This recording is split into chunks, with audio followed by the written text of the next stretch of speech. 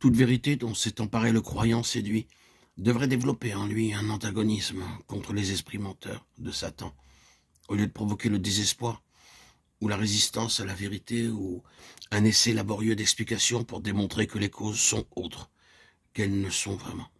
Le croyant désireux de reconquérir sa liberté devrait recevoir avec reconnaissance toute lumière qui démasque l'ennemi et l'applique aussitôt à tous les détails de sa vie.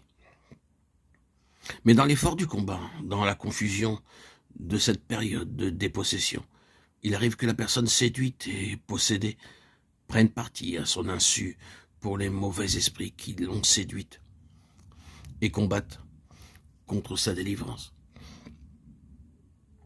Sa volonté d'être délivrée peut être très réelle, et cependant, quand la vérité lui est présentée, les mauvais esprits manifestent leur présence en éveillant chez elle des sentiments de révolte contre la vérité ou contre le messager de la vérité, malgré qu'elle souhaite, qu'elle veuille l'un et l'autre. Bref, ils recourront à toutes les ressources dont ils disposent pour s'opposer à l'affranchissement de leur victime.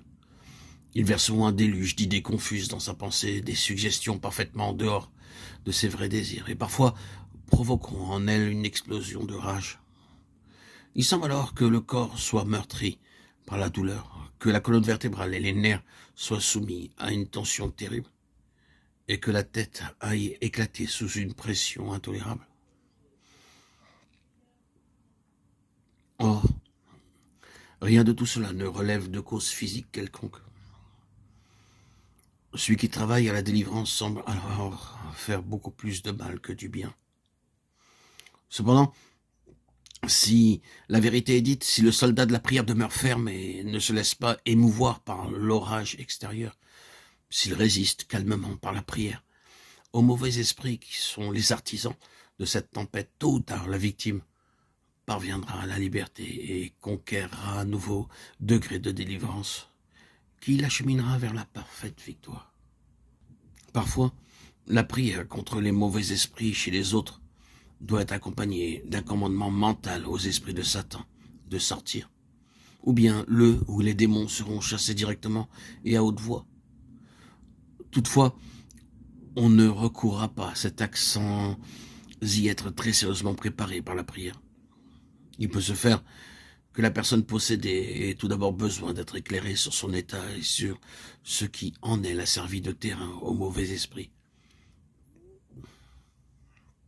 Celui qui s'occupe de sa délivrance doit donc posséder connaissance et discernement, et de plus s'adonner à un très sérieux travail de préparation pour pouvoir communiquer la lumière de la vérité à celui qui est possédé. Le terrain, une fois découvert, doit être rejeté par la victime de façon catégorique et spéciale. Sinon, l'action de chasser le mauvais esprit peut échouer. On priera de façon précise pour que Dieu révèle sa volonté, pour qu'il indique par son esprit de quelle manière il faut procéder. On s'emparera de l'autorité de Christ pour la délivrance de la victime.